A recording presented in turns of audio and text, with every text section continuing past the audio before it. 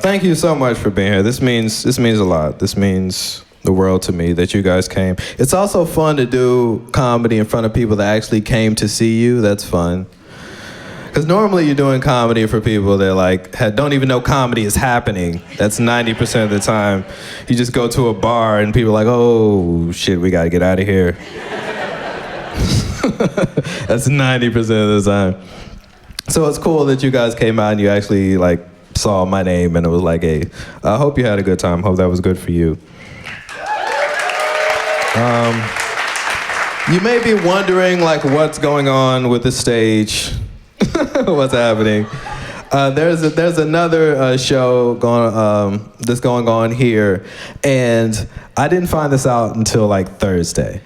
But I mean, I knew the show was happening, and I was going to use the set, but I didn't realize there would be instruments here, and because of like the what's the word? What's the word, Jonas? The set design, no, because of like, why can't I move it though? Union rules. Because of union rules, like I can't touch anything that's here. So that's why this is all here, and I had to jam my band all in this small little space over here. I wanted to have them over there. That was the plan, was to have them over there. So that's what's going on the stage. The reason why there's a giant piano that I can't touch. That's going on. So that was fun. I just wanted to come and just thank you for being here, and also just maybe do a couple more jokes and maybe tell you a story if that's cool. So I want to do something for the people at the stage, just a little, just something for us, you know? Just something, you know, when this goes up on the internet, you know, you're gonna be like, I was there. I saw a little few mediocre jokes that he did afterwards.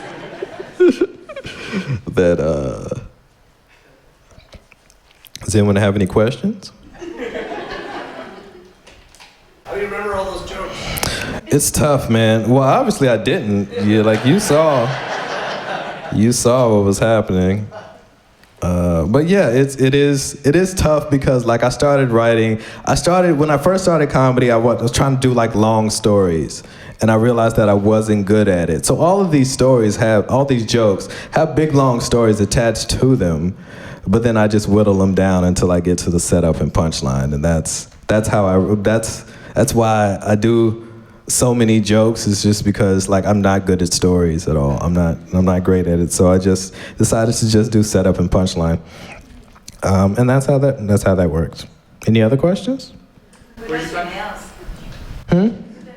I do my nails. Where'd you find the band? The band. Okay, so there's this show called Funny Jazz Talk. That's Russ Pasick does. If you ever see it in Portland, it's a really fun show where comedians will do comedy over jazz music. And I did a show with Jay and Dylan. They usually are always there. And then one night I did a show with Sarah at a Funhouse Lounge. And I saw her, she just brought, it was the only time that all three of us had been on, all four of us, with Sarah included, had been on stage, and I just really liked it, so I just called her up and see if maybe we could do it again. I originally wanted to do this show with a steel pan drummer. His name is Jonathan Scales, and he did, when I went to New York, I was in New York and I was doing a show, and then this guy comes up to me after the show and he buys some merch. And then the next day he messages me and he says, hey, I have this YouTube channel where I have people come to my apartment and they play music. And I'm like, so would you like to come to my apartment? And I said, yeah. Because I'm a comedian and we're whores. And we're like, yeah, can I do comedy there? Yeah, I can do it. So I went to a stranger's apartment and did this thing, and he played the steel pan, and I did, comedy over it, and I thought it was really fun. And when he came, he was supposed to be coming here pretty soon, And when he came here, we were going to do the show together. It was going to be that. But then he couldn't make it. So I actually performed with him last night at Jack London. I just performed with him last night. It was really fun. You guys should have been there. It was really great. If you follow me on Instagram, you would have known that. But yeah, I just performed with him last night, and it was really fun. But I still wanted to do the show, so I decided, why not do it with music? So it'll be something different. Because this is important to be funny, but it's also important to be different and to do something that, maybe people haven't seen before. So that was why. That's where I got the band from. This is a show called Funny Jazz Talk. It goes, I don't know, it's in different places all the time, but it's all over Portland. Any other questions?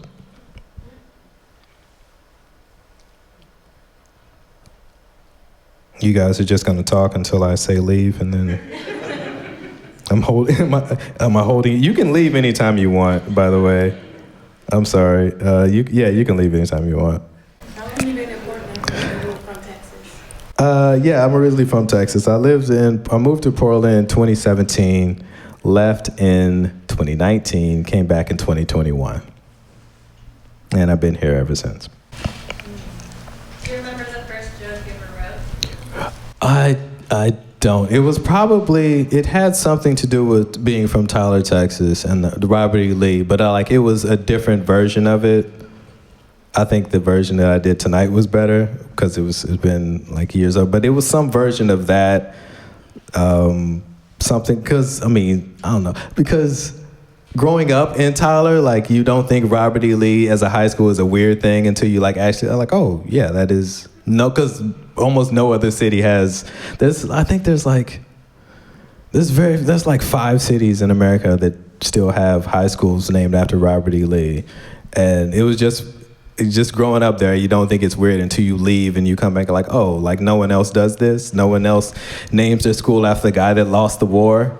No one else does that. So, and it's a really funny too, because the full story is that there were 2 high schools in the 50s, up until the 50s, there were 2 high schools, and the one black school, one white school during segregation.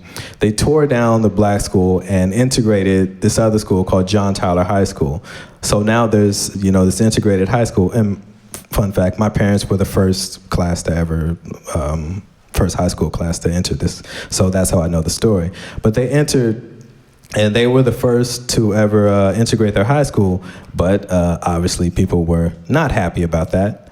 So in the southern part, in South Tyler, Texas, they built another high school, and they named it Robert E. Lee. I don't know why. I don't know why they did that. So that's the long that's the whole story, but then I just whittle it down into, Robert E. Lee. Just a story. So yeah, my first joke was probably some version of that. Anything else?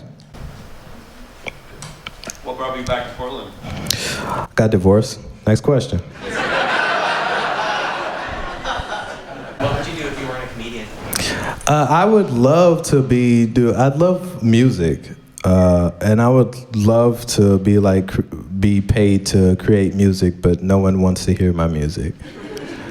But people seem to like me doing comedy more, so I just decided to do comedy because people pay me to do that, and people come and see me do comedy. No one cares about me doing music. Kip, you know what I'm talking about. Anything else? How old's your daughter? How old's my daughter? None of your business. She's 7. When did you realize you liked comedy? I don't know. It's kind of weird. When he asked when did I realize that I like comedy, I always studied it. If a comedy special came out in the 90s, I saw it. I watched everything, consistently, always watching things. And I didn't realize that I loved it until I got older. I was listening to WTF with Mark Maron. Anyone listen to that? No? Yeah, there we go. So I was listening to that, and it's a comedy show. It's a show where he's just talking to comics, and they're not on. they're just like having a real conversation, and they're not really, they're talking about how the kind of like what I'm doing now. It's kind of just, they're not like trying to be funny or anything. They're just talking about what it's like to be a comedian and all the other stuff. And I realized like how much I love that part of it, just the idea of it. And then it just kind of, I was just like listening to it all the time, and it sparked, and I'm like, oh yeah, I guess I must love comedy or whatever. And then I started doing it. I actually started in LA. Terrible place to start. LA is a terrible place to start. It's hard to get stage time. And then I stopped doing it for a while, and then when I moved here, when Oregon opened back up in 2021, that's when I started doing comedy again. So I look like a 7-year break. So it's kind of weird to like go from 2021 till now to like what I'm doing now. I pretty much feel like I started over. I feel like I started my career over. So everything that you heard is what I wrote from 2021. Like it's all like new stuff. Bye, Amani. Have a good night. You guys have a good night. Those are two amazing comedians over there, Amani, Brent Lowry, great comics. Thank you. Any other questions? Who's your favorite comedian? I don't know if I really have a favorite comedian. Like I was just listening to like if you, I do like Stephen Wright. It's pretty clear that I'm a big fan of Stephen Wright if you makes sense. But like I was just watching a podcast with Stephen Wright earlier today, and yeah, Stephen Wright is definitely an influence. But I love like George Carlin. George Carlin I think is amazing. He's one of my favorites. I don't know. It's like Todd Barry I think is great.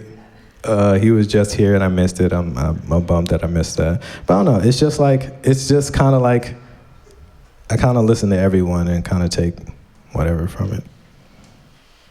Anything else? All right, you guys. I was gonna try to like tell a story, but I don't know if I can remember it. I might end up reading it because I had to do so much memorization tonight. I might end up reading it. Is that all right? Yeah. You guys up for that? What time is it? It's 9:30. Am I okay? I mean, it's like 9:30 if, like, I can let people go. All right. All right.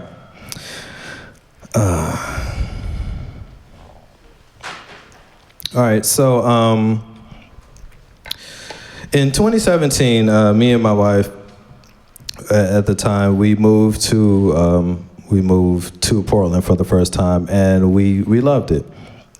At least I loved it. My ex-wife, she's Vietnamese. And when she moved here, I just realized I didn't tell that joke. I have a joke about that and I didn't tell it. Maybe I'll tell it later. But when she moved here, like I absolutely loved it. But because she's Vietnamese, when she moved here, a lot of people treated her very poorly. They treated her like she didn't speak English. Like when she went into stores, people would ignore her, and her co-workers treated her like she didn't know what she was doing, even though she had been doing it longer than them. People just treated her very different. Me, on the other hand, I hung out mostly with musicians and artists and things like that, so I had a completely different outlook than she had. So, and we knew that we couldn't live here if, she was unhappy. So in 2019, we decided to move back. In 2019, we moved to Santa Ana, California, which is Orange County, in the suburbs. We moved to a cul-de-sac. Does anyone know what cul-de-sac actually means? It's a French term, no? Cul-de-sac means bottom of the sack. That's what. Like if you look it up in the dictionary, it actually means like a road that goes nowhere. That's literally what it says. So it was awful. And I hated it. But 2019, well, everything's going well. Everything's going cool. Ben Roth, peace. All the comics are leaving. They've heard all this. Good night, man. Thanks for coming. So, 2019, everything's going fine. And then 2020. I don't know if you remember 2020 or not. But we all barely remember it. 2020 happens, and things changed a little bit. Specifically, October 19th, 2020, which was our 13th wedding anniversary. We decided to go to Big Bear Lake because it was in 2020. It was much safer to be out amongst the bears than to be around other people. So we decided to go camping at Big Bear Lake, and like I just said, I'm a huge music fan. And on October 16th, an artist named Open Mike Eagle released an album called Anime, Drama, and Divorce. Is anyone familiar with Open Mike Eagle or this divorce? Yeah? Okay.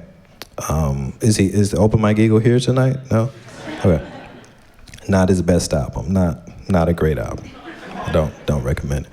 But he does have this song on the album called Black Mirror Episode. And you know what I'm talking about? Black Mirror Episode? Who said that they heard the album? You said you heard the album? Yeah. Black Mirror Episode? Okay, yeah.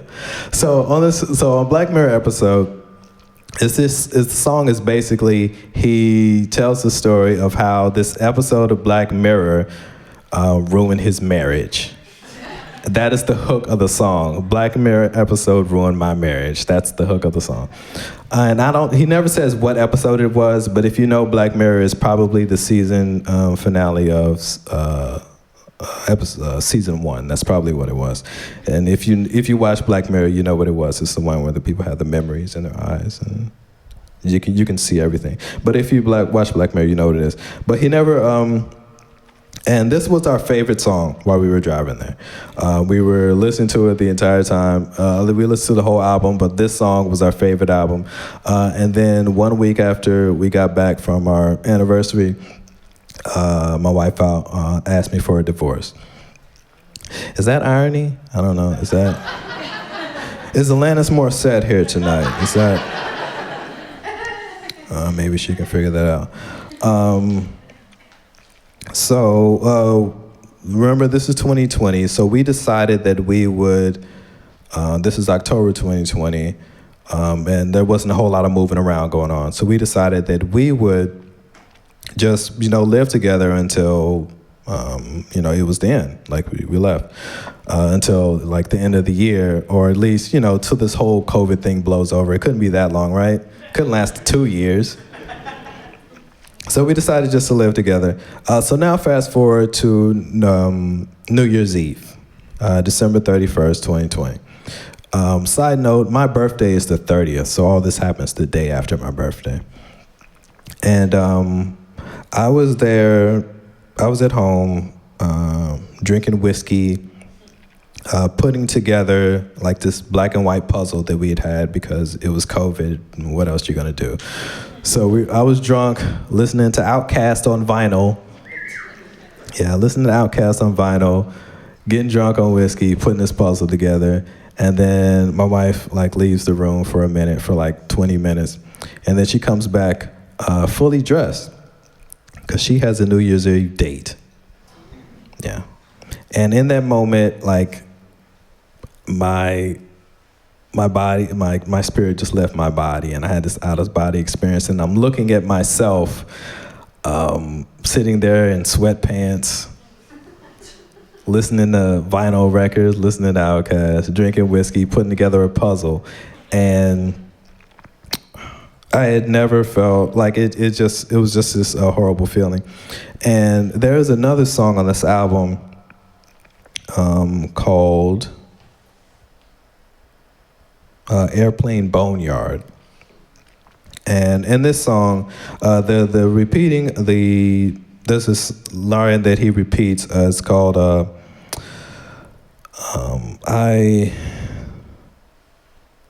was okay wherever we went. Now I ain't got no more armor. I was okay wherever we went. Now I ain't got no more armor. And I realized in that moment that was exactly how I felt. For the first time in 13 years, I felt completely alone. Now, before I finish with the story, I just want everyone to know that we are, like me and my ex, we're still good friends. We talk on a regular basis. And like being with her, I knew what it felt like to like fully love another person and what it felt like to be fully loved by another person. And also knew what it felt like to have health insurance. And that's probably what I miss the most, if I'm being honest. But I don't regret the marriage. I don't regret anything that happened. But there is one big drawback. Like I get depressed every time I hear this song.